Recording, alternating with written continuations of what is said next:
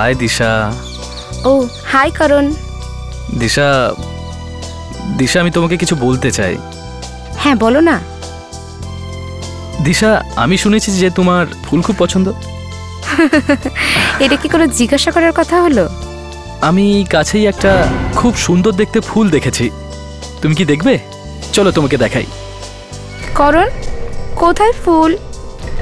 কোথায় নিয়ে এসছো তুমি আমাকে? বলো না, ফুল কোথায় আছে? কোথায়? কোনো তো ফুল দেখতে পাচ্ছি না। দিশা, দিশা অ্যাকচুয়ালি আমি তোমাকে মিথ্যে বলেছি, এখানে কোনো ফুল নেই। অ্যাকচুয়ালি আমি তোমাকে কিছু বলতে চাই। এরকম কি কথা আছে যা সবার সামনে বলা গেল না? দিশা, আমার আমার লজ্জা করছে। কথাটা হলো যে I I I what? I যেটা তুমি বলতে চাইছো সেটা আমি বুঝতে পেরে গেছি। অ্যাকচুয়ালি আমিও তোমাকে এটাই বলতে চাইছিলাম। আই লাভ ইউ করণ। কি হলো?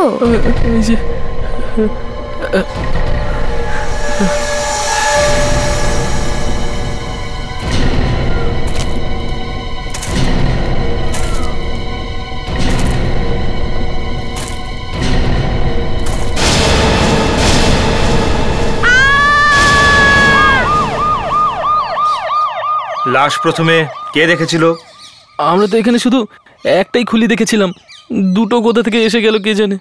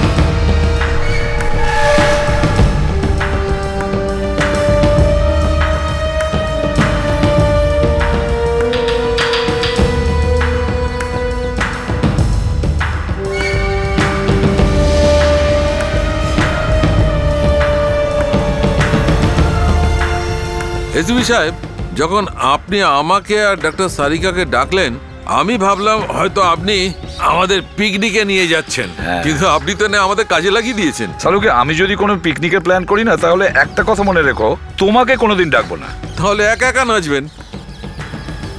কাজ করো, আগে কাজ করো। এই জায়গাটা দেখে মনে হচ্ছে যে আগুনটা বহুদিন আগেই লেগেছিল। এই পাতাগুলো, ধুলো বহুদিন ধরে জড়ো হয়েছে। প্রায় 4-5 বছর আগে লেগেছিল আগুনটা। এই দেওয়ালগুলোও কালো হয়ে গেছে। আগুনের শিখা অনেক ওপর পর্যন্ত উঠেছিল মনে হয়, কিন্তু এই আগুন কি দিয়ে লাগানো হয়েছিল বুঝতে পারছি না। এই দুখানা লাশ, এই দুজন আবার আত্মহত্যা করেনি তো?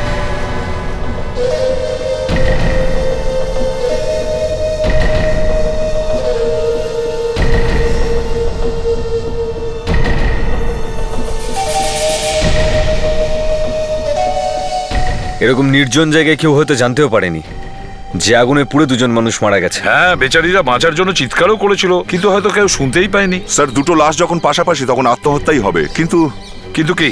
কিন্তু স্যার, আশেপাশে কোনো পেট্রোল বা কেরোসিনের ট্যাঙ্কও নেই বা কোনো বোতলও পাইনি আমরা। চলো দেখা যাক।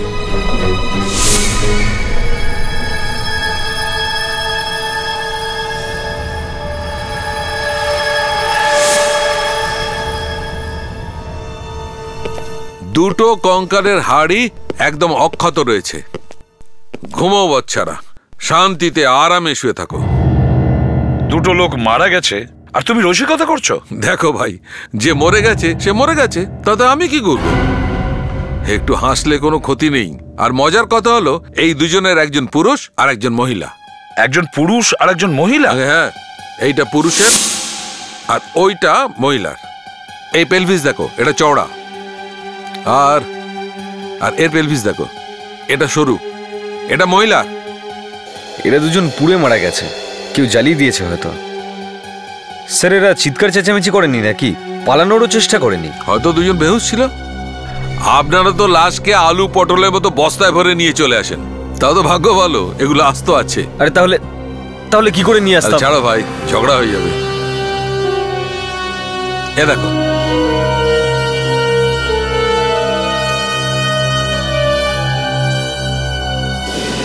এই দেখতে পাচ্ছ? হ্যাঁ, কালো কালো কিছু একটা পাতলা আস্তরণ সব হাড়ের মধ্যেই লেগে আছে। পলিক্লোরোপ্রোপিন, এক ধরনের ফাইবার সলিউশন। এটা সেই ফাইবার সলিউশন যেটা এক ধরনের আঠা, সেটা জিনিসপত্র আটকাতে কাজে লাগে। এক্স্যাক্টলি, ফাইবার সলিউশন দিয়ে দুজনকে পোড়ানো হয়েছে। এই ফাইবার সলিউশন কেমন করে জ্বলে আসুন দেখাচ্ছি।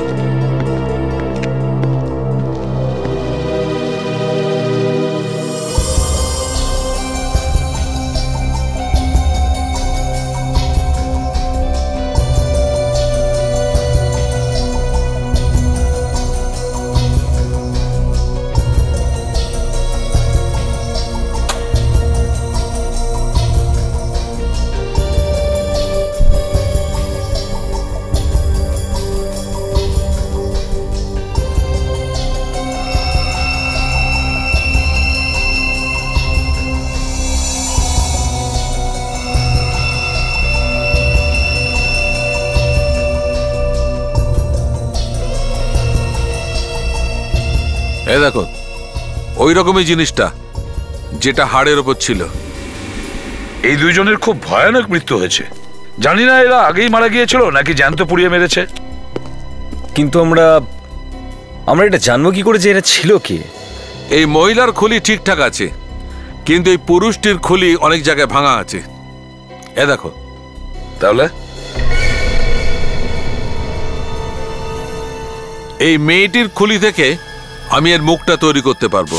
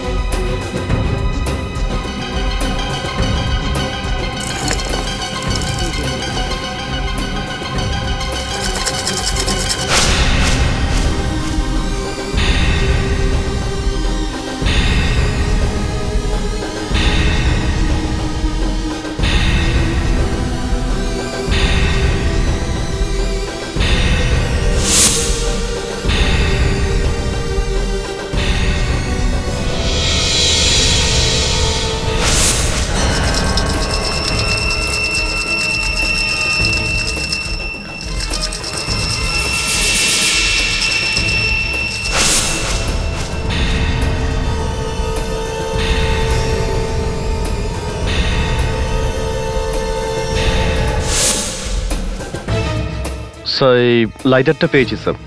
এর প্লাস্টিকটা পুড়ে গেছে, কিন্তু মেটালটা এখনো ভালো রয়েছে স্যার। Very good. কমসে কম এটা তো জানতে পারলাম যে আগুনটা কি দিয়ে লাগিয়েছিল। আরে এটা কি?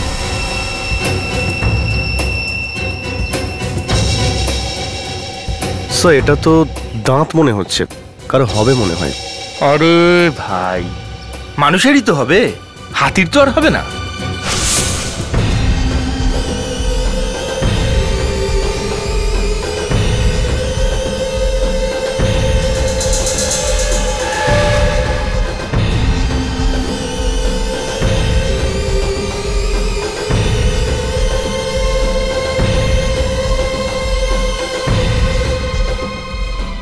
হ্যাঁ না, এই সেই মেয়েটা।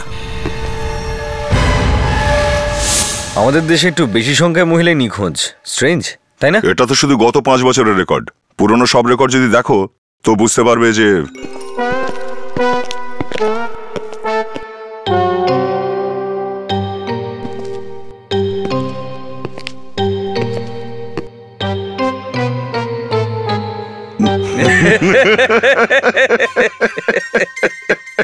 তোমরা কালো সাবান দিয়ে স্নান করে এসেছো নাকি? হ্যাঁ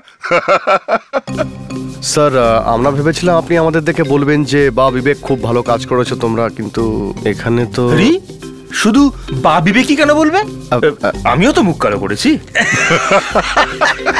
কালো মুখ কালো। আচ্ছা এবার বলো কি পেয়েছো? স্যার একটা পুড়ে যাওয়া লাইটার পেয়েছি। গুড। আর স্যার দাঁত পেয়েছি। দাঁত? দাঁত? পোড়া একটা দাঁত, ওটাকে ফরেন্সিক ল্যাবে পাঠিয়ে দিয়েছি। আচ্ছা ঠিক আছে, তোমরা ফ্রেশ হয়ে এসো, আমাদের ওই মহিলাকে খুঁজতে হবে, তাড়াতাড়ি যাও। Yes sir.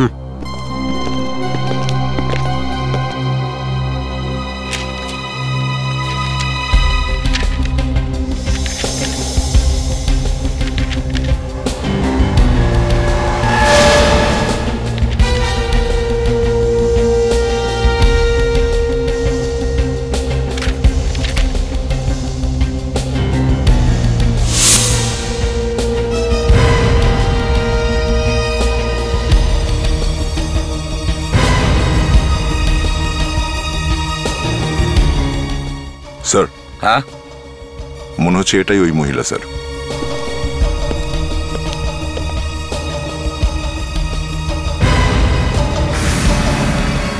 মুখটা তো একই রকম মনে হচ্ছে।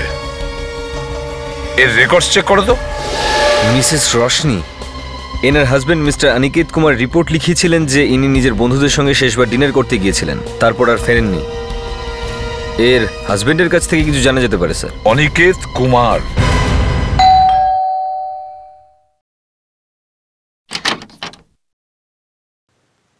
মিস্টার অনিকেত? হ্যাঁ, আপনারা? আমরা সিআইডি থেকে এসেছি। সিআইডি থেকে? আচ্ছা ঠিক আছে, আপনারা আসুন, উনি একটু বিজি আছেন, আমি ওনাকে ডাকছি, আসুন। আপনারা বসুন। ঠিক আছে।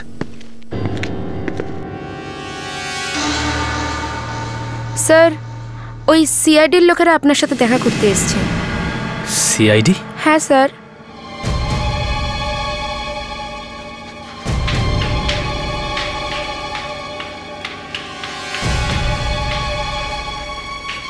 ইয়েস, আমি ওই অ্যাকচুয়ালি আপনারা বসুন না।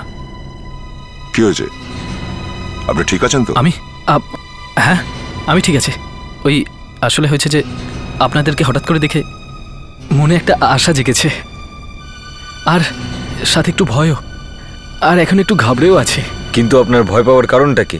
আগে বলছি, আমি একটু জল খেয়ে নিই আগে। নিশ্চয়ই। Thank you.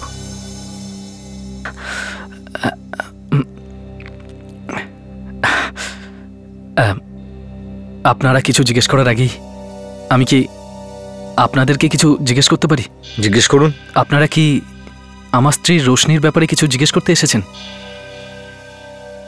আগে হ্যাঁ। কোনো খারাপ খবর? আগে হ্যাঁ।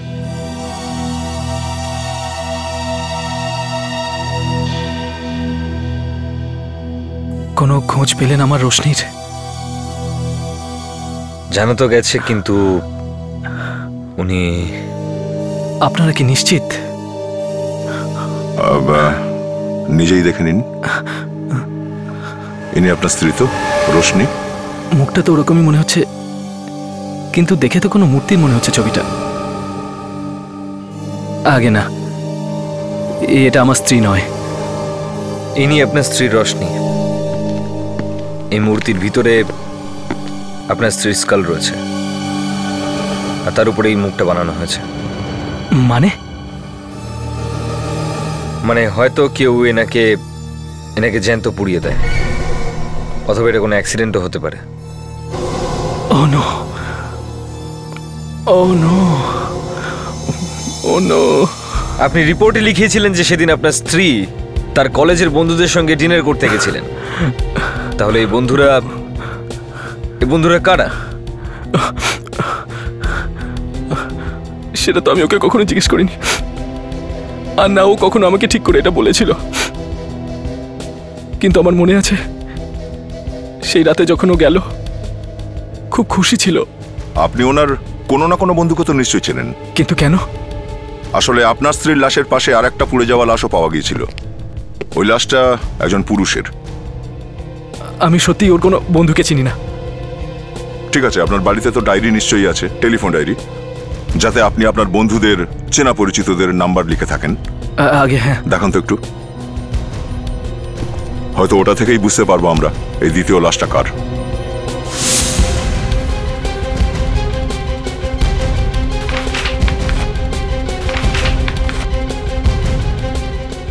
আমি এটা বিশ্বাসই করতে পারছি না যে রশনির সাথে কারোর অ্যাফেয়ার ছিল। ও আমাকে মিথ্যে কথা বলেছিল। আমি জানি না স্যার ওই লোকটার সাথে ওখানে কেন গেছিল। দেখো অনিকেত, আমরা দুটো স্কেলিটন পেয়েছি, আর ওর মধ্যে আমরা এটা জানতে পেরেছি যে একটা স্কেলিটন তোমার স্ত্রীর, আর এটাও জানতে পারবো যে ওকে কে মেরেছে। কিন্তু মারলো কেন সেটাও তাড়াতাড়ি জেনে যাব। খুন 4 বছর আগে হয়েছিল স্যার, তাও লিস্ট পাওয়া গেছে। সেদিন রশনি কার কার সঙ্গে কথা বলেছিল সবের মধ্যে রয়েছে। একটা নাম্বার হচ্ছে স্যার এইটা 1159749। একে রশনি ওই দিন কম করে 4 বার ফোন করেছিল। 4 বার? 1159749। এই নাম্বারটা কি মনে পড়ছে কার নাম্বার? না, আমার মনে নেই। বিবেক, এই নাম্বারটা কম্পিউটারে দেখো। 4 বছর আগে এই নাম্বারটা কার ছিল? Yes sir. এটা তো অদ্ভুত ব্যাপার মিস্টার অনিকেত। যার সঙ্গে আপনার স্ত্রী সব থেকে বেশি কথা বলতো আপনি তাকেই চেনেন না। দেখুন, যদি আমি সেটা জানতাম তাহলে কিছু তো করতাম। কম করে রশনিকে এটা তো জিজ্ঞেস করতাম যে কিন্তু কেউ বিনা কারণে 4 বার ফোন করবে কেন? সেই নাম্বারটা যা, তার নাম হলো হিতেন। এই নাম্বারটা এখনো ওনার নামই রয়েছে। হিতেন? হ্যাঁ। অনিকেত, তুমি কোনো এই হিতেনকে চেনো নাকি? না তো স্যার, কোথাও এই সেকেন্ড স্কেলিটনটা হিতেনের নয় তো? অভিজিৎ, যদি এই দ্বিতীয় স্কেলিটনটা হিতেনের হয়, তার মানে হলো হিতেন 4 বছর ধরে বাড়িই ফেরেনি। Yes sir. প্যাট্রিক্স স্যার, একটা কাজ করো, এই নাম্বারে ফোন করো হিতেনের বাড়িতে, কিন্তু খুব ভালো করে। Yes sir.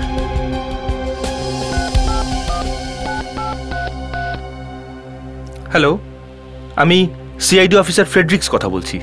হিতেন বাড়িতে আছে? কি বাড়িতে নেই?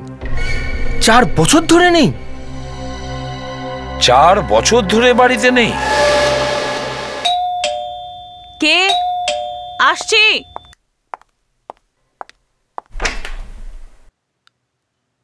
আগে আপনারা? আমরা সিআইডি অফিসার্স। হিতেন এখানেই থাকেন? কিছু জানতে পারলেন কি হিতেনের ব্যাপারে? জানতে তো পারা গেছে। কোথায় ও? আমি ঠিক জানতাম হিতেনের কিচ্ছু হতে পারে না, শুধু আমি ওর কাছে ক্ষমা চাইতাম। অ্যাকচুয়ালি একটা খারাপ খবর দেওয়ার ছিল হিতেনের ব্যাপারে। খারাপ খবর? প্লিজ প্লিজ খারাপ খবর আমাকে শোনাবেন না।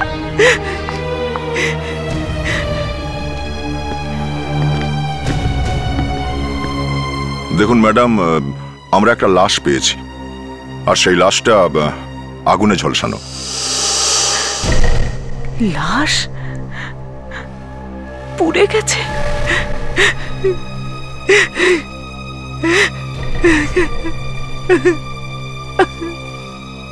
কিন্তু এখনো এটা প্রমাণ হয়নি যে লাশটা হিতেনের কি না।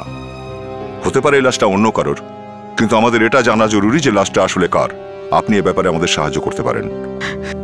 আমার মনে হয়েছিল যে হয়তো ওর জীবনে দ্বিতীয় কোনো মেয়ে আছে, আর এই ব্যাপারটা আমি মেনে নিতে পারিনি। আচ্ছা, সত্যি কি আপনার হাজবেন্ডের জীবনে দ্বিতীয় কোনো নারী ছিলেন, নাকি আপনি শুধু ওনাকে সন্দেহ করতেন? নিশ্চয়ই কেউ ছিল যে আমাদের দুজনের মাঝে আসার চেষ্টা করছিল, কিন্তু আমার কাছে কোনো প্রমাণ ছিল না।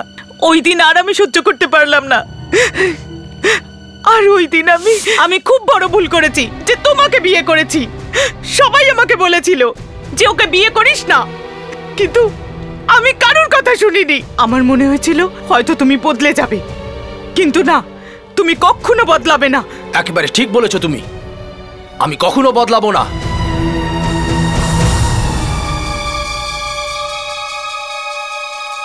তুমি আরো শুনবে?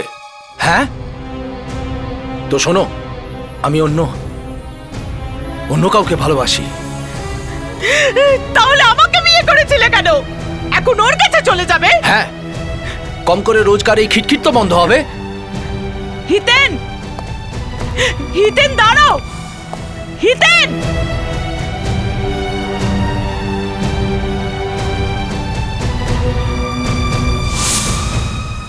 সেই দিন থেকে আজ পর্যন্ত ও আর কখনো বাড়ি ফিরে আসেনি। আপনি খোঁজ নেওয়ার চেষ্টা করেননি যে উনি কোথায়, কার কাছে গেছিলেন? আমি অনেক চেষ্টা করেছি, কিন্তু কিচ্ছু জানতে পারি। দেখুন, আমরা ওই যে লাশটা পেয়েছি তার ব্যাপারে এখনই কিছু বলা সম্ভব নয়, কিন্তু মনে হচ্ছে ওটা হিতেনেরই লাশ। আপনার স্বামীর কি দাঁতের কোনো সমস্যা ছিল? উনি কোনো ডেন্টিস্টের কাছে গেছিলেন? দাঁত? হ্যাঁ, দাঁত। মানে দাঁত খারাপ হয়ে গেছে, বা দাঁত তুলতে হয়েছে, বা কোনো এক্সরে করিয়েছেন? এক্সরে? হ্যাঁ, ও একবার দাঁতের এক্সরে করিয়েছিল বটে।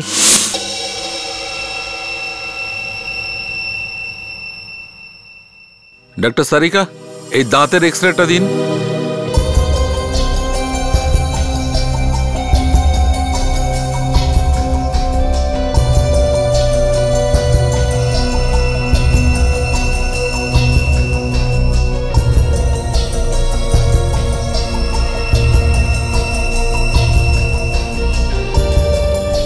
ফ্রেডরিক, তুমি তো কামাল করে দিয়েছিলে, কিন্তু সব ধামাল হয়ে গেছে। আমি সিনেমা খুব কম দেখি স্যার। মাথার হালুয়া বানিও না তো। আরে স্যার, আজই সকাল সকাল আমার বউ বানিয়েছিল তো। কি বানিয়েছিল? গাজরের হালুয়া। ডাক্তার সারিকা, কোনো এমন জায়গা দেখাও যেখানে আমি মাথা ঢুকতে পারবো। স্যার, আপনি মজার হালুয়া বানাবেন না। মজার কথা নয় ফ্রেডরিক, এটা বলো যে এই দাঁতটা যেখান থেকে তুমি পেয়েছো, এই দাঁতটা তুমি এই দুটো লাশের পাশ থেকে পেয়েছো? হ্যাঁ স্যার। তাহলে তো আপনাদের জন্য খারাপ খবর আছে বস, কারণ এই দাঁত এই দুটো লাশের কারণ নয়। সালুকে আবার নতুন বোম ফাটিও না, বুঝেছো? আরে বোম তো ফ্রেডি নিয়ে এসছে। স্যার, আমি তো কালী পূজার সময় বোম বন্ধ রাখো না বাবা। সালুকে, এবার তোমাদের দুজনের জোকস বন্ধ করো। এটা একটা সিরিয়াস ব্যাপার, বুঝেছো? সালুকে, যদি এই দাঁতটা এই দুজনের মধ্যে কারো না হয়ে থাকে, তাহলে এটা কার দাঁত? হ্যাঁ, আরে না হলে তুমি আরেকবার চেক করে দেখো। 10 বার চেক করে নিয়েছি স্যার। হিতেনের দাঁতের এক্সরে পাওয়া গেছে। হিতেনের ওয়াইফের কাছে জানতে পারলাম এই হিতেন 4 বছর আগেই বাড়ি ছেড়ে চলে গেছিল অন্য কোনো মহিলার সঙ্গে। 4 বছর আগেই? হ্যাঁ।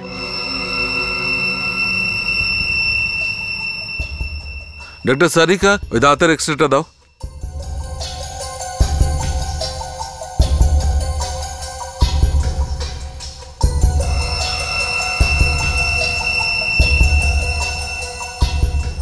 তাহলে অভিজিৎ, এই লাশটা আবার হিতেনের নয়? না বস, ওই লাশটা হিতেনের নয়। এই লাশটা হিতেনের নয়? না, এই লাশ হিতেনের নয়, কিন্তু এই দাঁত যেটা ফ্রেডরিক খুঁজে এনেছে সেটা হিতেনের। এ দেখো, এই দাঁতটার এক্সরে হিতেনের দাঁতের এক্সরের সঙ্গে একদম মিলে গেছে। হ্যাঁ, তাই তো, এই দাঁত তো হিতেনেরই। মানে যখন এই দুজনকে জ্বালিয়ে দেওয়া হয়েছিল তখন হিতেন ওখানেই ছিল? নিশ্চয়ই ওখানেই ছিল, এই জন্যই হিতেনের দাঁতটা ওখান থেকে পাওয়া গেছে। ফ্রেডরিক, একটা কথা বলো, কোনো একটা মানুষের দাঁত ভেঙে মুখ থেকে কখন বেরিয়ে যায়? যখন কেউ খুশি মেরে সেটা ভেঙে দেয়। মাঝে মধ্যে এমন কিছু জিনিস সামনে এসে যায় যে বুঝতেই পারি না যে হাসবো নাকি। এবার এটাই দেখো, এখানে সবকিছু আগুনে পুড়ে ছাই হয়ে গেছে, কিন্তু একটা দাঁত থেকে গেছে। আর যে লোকের এই দাঁতটা, সেই লোকটাও আগুনে পড়েনি। তার মানে হলো ওই লোকটা নিজের দাঁত ওখানে ফেলে এসেছিল। স্যার কোথাও এমনটা নয় তো যে ওই আগুনটা হিতেন লাগিয়েছিল? আরে তাহলে হিতেন গেল কোথায়? যদি সে বেঁচে আছে তাহলে সেই রাতের পর থেকে বাড়ি কেন ফেরেনি? আর 4 বছর ধরেও সে নিখোঁজ। আর যদিও ওখানে উপস্থিত থেকে থাকে তাহলে ওরও একটু পড়ার কথা। হ্যাঁ স্যার, ও অবশ্যই পড়েছিল, কিন্তু ওকে খুঁজবো কোথায়? এক কাজ করো, সমস্ত হসপিটালে গিয়ে চেক করো, দেখো 4 বছর আগে কোনো না কোনো পোড়া লোক নিশ্চয়ই ওখানে ভর্তি হয়েছে। হ্যাঁ স্যার, হসপিটালগুলোতে তো সবকিছু লেখাই থাকে।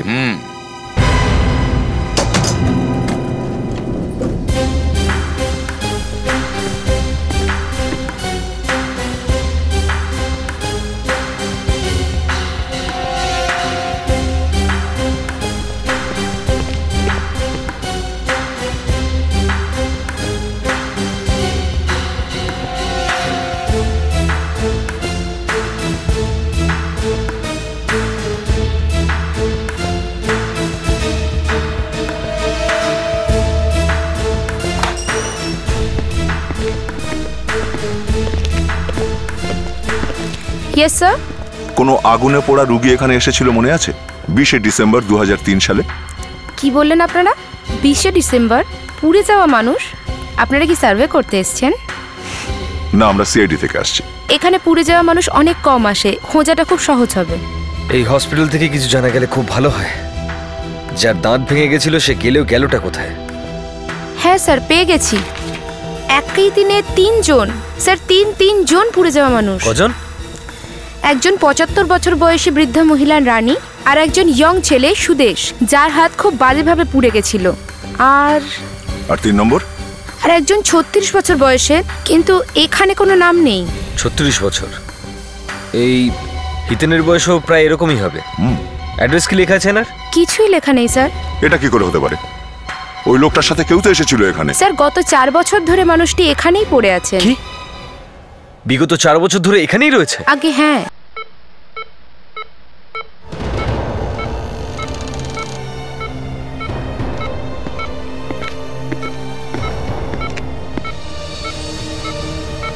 আর সব থেকে আশ্চর্যের কথা হচ্ছে 4 বছর ধরে এটার সঙ্গে কেউ দেখা করতেই আসেননি। এখন আমরা এসে গেছি, আমরা এই লোকটারই খোঁজে এসেছি।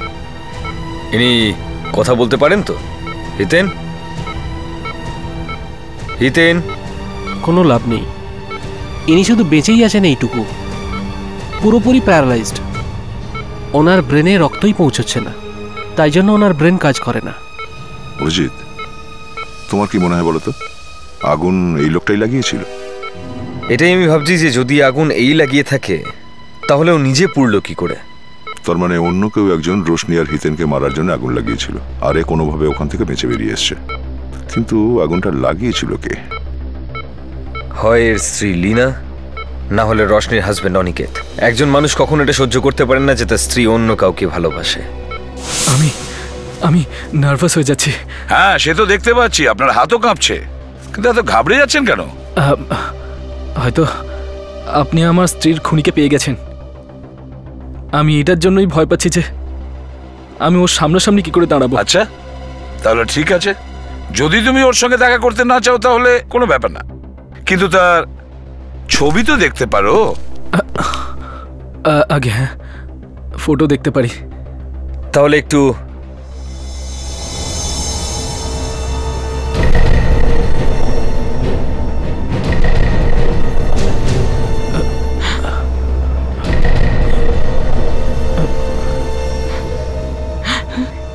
তো আমার স্বামী হিতেন, কিন্তু ওর এটা কি হয়েছে? উনি একটা হাসপাতালে ভর্তি আছে। আমাকে ওর সাথে দেখা করিয়ে দিন প্লিজ, আমি ওর সাথে এক্ষুনি দেখা করতে চাই। প্লিজ স্যার, প্লিজ আমি ওর কাছে যেতে চাই। প্লিজ প্লিজ ওর সাথে আমাকে দেখা করিয়ে দিন প্লিজ। আপনারা কেন কিছু শুনছেন না? প্লিজ বিবেক, এনাকে হসপিটাল নিয়ে যাও। আসুন থ্যাংক ইউ। প্লিজ।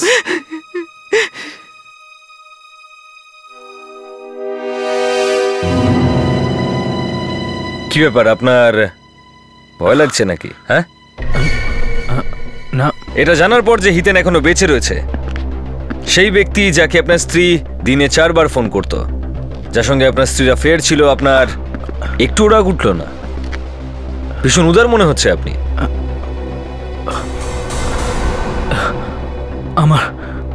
আমার শরীরটা আজকে ঠিক নেই। এর আবার কি হলো? অনিকেত, অনিকেত, অনিকেত, অনিকেত, অভিজিৎ, ডাক্তারকে ফোন করো। এর এখানে কিছু হয়ে গেলে আমরা ফেঁসে যাব, তাড়াতাড়ি ফোন করো। অভিজিৎ, ফটো দেখার পরেই ওর এই অবস্থা হয়েছে, কিন্তু এর হয়েছেটা কি? ডক্টর, এ কি বাঁচবে? উনি আপনার সঙ্গে কিছু জরুরি কথা বলতে চান, তাড়াতাড়ি কথা বলুন। অনিকেত, অনিকেত, আমি জানতাম না যে একদিন হ্যাঁ আমি ওদের দুজনকে মারার জন্য একটা লোক পাঠিয়েছিলাম।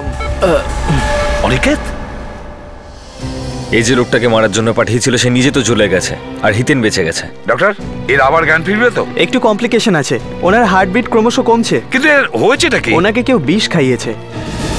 বিষ? হ্যাঁ, এমন মনে হচ্ছে এনাকে কেউ কয়েকদিন ধরে একটু একটু করে বিষ খাওয়াচ্ছিল। Excuse me. Slow poisoning? প্রথমে ও কাউকে খুন করেছে, তারপর এখন ওকেই কেউ বিষ দিয়ে দিয়েছে। স্যার, হিতেনের স্ত্রী লিনাই মনে হচ্ছে সব করেছে। খোঁজ নাও, কেউ একটু একটু করে ওকে বিষ দিল কি করে? কেউ আবার খাবারের সঙ্গে মিশিয়ে দেয়নি তো? আগে আপনারা? অনিকেত বাবুর খাওয়া দাওয়ার ব্যবস্থা তুমিই করো তো? আগে হ্যাঁ। তোমাদের স্যারকে কেউ বিষ খাইয়ে দিয়েছে, আর এই মুহূর্তে হসপিটালে উনি মৃত্যুর সঙ্গে লড়ছেন। ফ্রেডরিক্স, বিবেক, কিচেনটা ভালো করে চেক করো তো।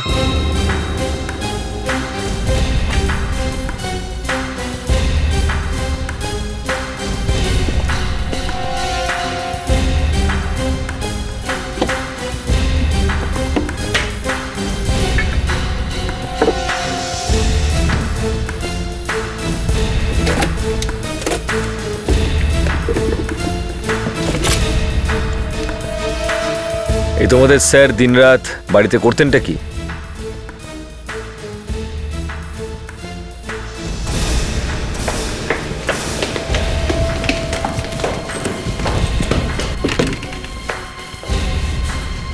কম্পিউটারে বসে থাকতো।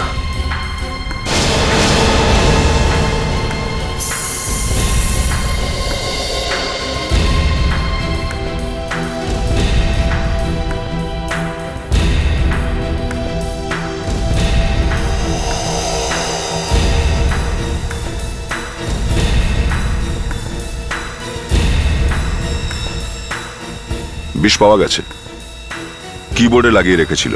স্মার্ট, না কিছু খাইয়ে দাইয়েই বিষক্রিয়া করে দিয়েছে। আর এই কাজটা একমাত্র তার পক্ষেই সম্ভব যে এটা জানতো যে অনিকেত প্রতিদিন কম্পিউটারে কাজ করে। অনিকেত ছাড়া এই কম্পিউটার আর কে ব্যবহার করত? আগে ওনার অ্যাসিস্ট্যান্ট মানসী ম্যাডাম। অনিকেতের অ্যাসিস্ট্যান্ট মানসী আছে কোথায় ও এখন? আরে বাবা, আসছি তো, আসছি।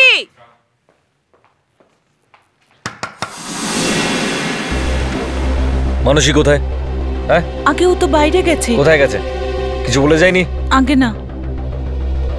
ও আবার ভেতরে লুকিয়ে নেই তো? না নেই, আপনি ভেতরে গিয়ে দেখুন তো। কাল রাত থেকেই আসেনি। কাল রাত থেকেই ফেরেনি? কাল রাতে ওর মোবাইলে একটা কল এসেছিল, আর কল রিসিভ করে ও চিন্তিত হয়ে পড়লো, তারপর বেরিয়ে গেল। কাল রাতে যখন ম্যাডাম বাড়ি ফেরেননি তখন আপনি কেন ওনাকে ফোন আগে করেছিলাম, কিন্তু ফোন লাগেইনি। আপনি কবে থেকে কাজ করেন এখানে? 1 বছর হয়ে গেল। কোনো ব্যাপার না, জানতে পারা গেছে যে মানসী কোথায় আছে। জানতে পেরে গেছেন কোথায় আছে ও? দেখো। মাই গড। এবার বুঝতে পারলে অনিকেতকে বিষ কে দিয়েছে? বাবা, তোমার তো আজ খুশির দিন। যে তোমার এই অবস্থা করেছে সেও আজ মৃত্যুর সঙ্গে লড়াই করছে। বাবা, আমি তোমার প্রতিশোধ নিয়েছি বাবা। বাবা, তুমি শুনতে পাচ্ছ? শুনতে পাচ্ছ বাবা? পল্লবী, তোমার বাবা শুনতেও পান না আর কথাও বলতে পারেন না, সেটা তো তুমিও জানো। আরে কি হলো, চমকে উঠলে কেন? এই ফটোটা তোমার? হ্যাঁ। আর তোমার নাম মানসী নয়, পল্লবী, তাই না? হ্যাঁ, আমি জানতাম যে আমি একদিন না একদিন ধরা পড়ব, কিন্তু এখন আর আমার কোনো ভয় নেই। আমি একটাই জিনিস চেয়েছিলাম, প্রতিশোধ, আর ওইটা আমি নিয়ে নিয়েছি। তুমি এটা জানতে পারলে কি করে যে অনিকেতই তোমার বাবাকে পুড়িয়েছে?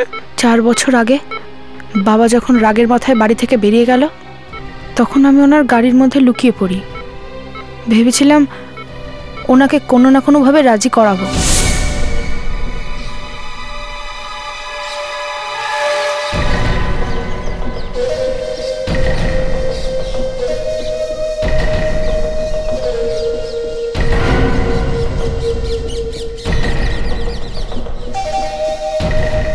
আপনি চিন্তা করবেন না অনিকেত বাবু, আমি হিতেন আর রোশনির চিতা এখানেই জ্বালিয়ে দেবো। অন্তিম সৎকারেরও প্রয়োজন পড়বে না। এটা কার লাশ কেউ গুণাক্ষরেও টের পাবে না। আপনি চিন্তা করবেন না, সব কাজ হয়ে যাবে।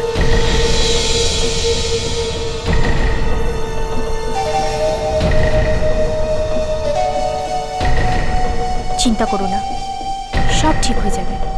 বাবা, বাবা, আরে এ তো আমার মেয়ের গলা। বাবা। পল্লবী, তুই? মা, তুই এখানে কি করে এলি? বাবা। হিতেন!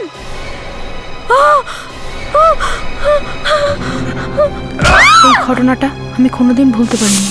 আমি জানি না আমি ওখানে কতক্ষণ লুকিয়েছিলাম। আমি এটাও জানি না আমি বাড়ি কখন আর কিভাবে এলাম। এসব কথা আমি কখনো কাউকে বলিনি। পুলিশকে তো বলা উচিত ছিল। সে সময় আমি খুব ভয় পেয়ে গেছিলাম। ভেবেছিলাম আমার বাবার মৃত্যুর জন্য আমিই দায়ী। যদি আমি সেই সময় না থাকতাম তাহলে বাবা ওই লোকটাকে দেখতে পেত আর বাঁচার চেষ্টা করতে পারত। আমি সেসব কিছু ভুলে যাওয়ার অনেক চেষ্টা করেছি, কিন্তু ওই একটা নাম আমাকে কিছুই ভুলতে দিত না, অনিকেত। আর বড় হওয়ার পর আমি অনিকেতকে খুঁজে বার করলাম আর ওর সাথে কাজ করতে লাগলাম, আর আমি আমার বদলা নিয়ে নিয়েছি। বদলা হলেও খুনটা তো একটা অপরাধ, তাই না? আর এর শাস্তি তুমি নিশ্চয়ই পাবে, আর তাই তোমাকে জেলে যেতেই হবে।